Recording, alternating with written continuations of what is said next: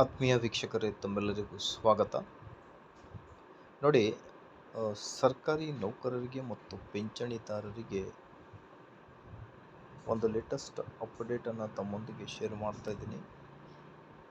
ವಿಡಿಯೋನ ಸ್ಟಾರ್ಟ್ ಮಾಡೋಣ ವೀಕ್ಷಕರೇ. ಅದಕ್ಕಿಂತ ಮುಂಚೆ ನೀವು ಕೊಡುವ ಒಂದೇ ಒಂದು ಲೈಕ್ ನಮಗೆ ಸಪೋರ್ಟ್ ಆಗಿರುತ್ತೆ. ದಯಮಾಡಿ ವಿಡಿಯೋನ ಲೈಕ್ ಮಾಡಿ, ನಮ್ಮ ಯೂಟ್ಯೂಬ್ ಚಾನಲನ್ನು ಕೂಡ ಸಬ್ಸ್ಕ್ರೈಬ್ ಮಾಡಿಕೊಳ್ಳಿ. ಸರ್ಕಾರಿ ನೌಕರರಿಗೆ ಶುಭ ಸುದ್ದಿ.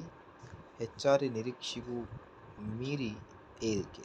16 ಜುಲೈ 2026 ಬಹಳನೇ ಇಂಪಾರ್ಟೆಂಟ್ ಆದ ಅಪ್ಡೇಟ್ ಆಗಿರುತ್ತೆ ವೀಕ್ಷಕರೇ.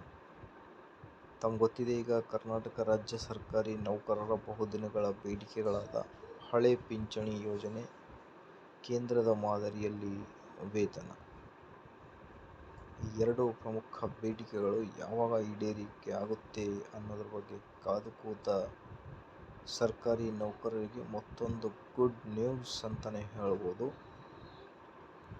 ಯಾಕೆ ಅಂತೀರ ಗುಡ್ ನ್ಯೂಸ್? ಹೆಚ್ಚುವರಿ ನಿರೀಕ್ಷೆಗೂ ಮೀರಿ ಏರಿಕೆ ಅಂತ ಹೇಳ್ತಾ ಇದ್ದಾರೆ.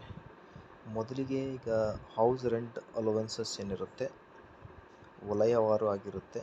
ಎ ವಲಯ, ಬಿ ವಲಯ ಮತ್ತು ಸಿ ವಲಯ, ಈ ಥರ.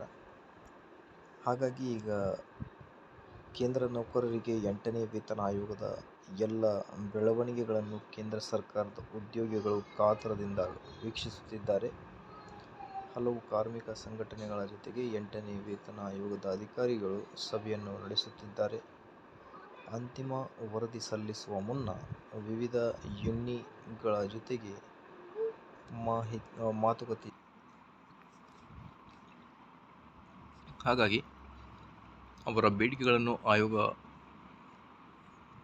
ಆಲಿಸುತ್ತಿದೆ ಅಂತ ಹೇಳಿ.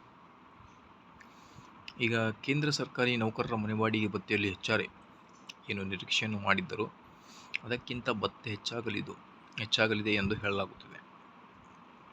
ಮನೆಬಾಡಿಗೆ ಭತ್ಯೆಯು ನೇರವಾಗಿ ಮೂಲ ವೇತನದ ಬೇಸಿಕ್ ಪೇ ಲಿಂಕ್ ಆಗಿರುವುದರಿಂದ ಫಿಟ್ಮೆಂಟ್ ಫ್ಯಾಕ್ಟರ್ನಲ್ಲಿ ಆಗುವ ಯಾವುದೇ ಹೆಚ್ಚಳವು ಮಾಸಿಕ ಭತ್ಯೆಯನ್ನು ಗಣನೀಯವಾಗಿ ಹೆಚ್ಚಿಸಲಿದೆ. ಸಂಬಳ ಹೆಚ್ಚಲಾಗಲು ಫಿಟ್ಮೆಂಟ್ ಫ್ಯಾಕ್ಟರ್ ಪ್ರಮುಖ ಕಾರಣವಾಗಿರುತ್ತೆ. ಓಕೆ, ಸೊ ಡೀಟೇಲನ್ನು ಕೊಟ್ಟಿದ್ದಾರೆ ನೋಡಿ.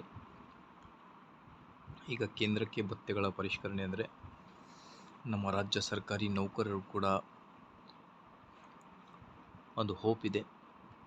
NPS to OPS, ಅದರ ಜೊತೆಗೆ ಕೇಂದ್ರದ ಮಾದರಿಯಲ್ಲಿ ವೇತನವನ್ನು ಆದಷ್ಟು ಬೇಗ ನಮ್ಮ ರಾಜ್ಯ ಸರ್ಕಾರಿ ನೌಕರರು ಕೂಡ ಜಾರಿ ಮಾಡಬೇಕು ಅನ್ನೋದ್ರ ಬಗ್ಗೆ ಆದಷ್ಟು ಬೇಗ ಜಾರಿಯಾಗಲಿ. ಮಾಹಿತಿ ಇಷ್ಟದಲ್ಲಿ like, share and subscribe. Thank you.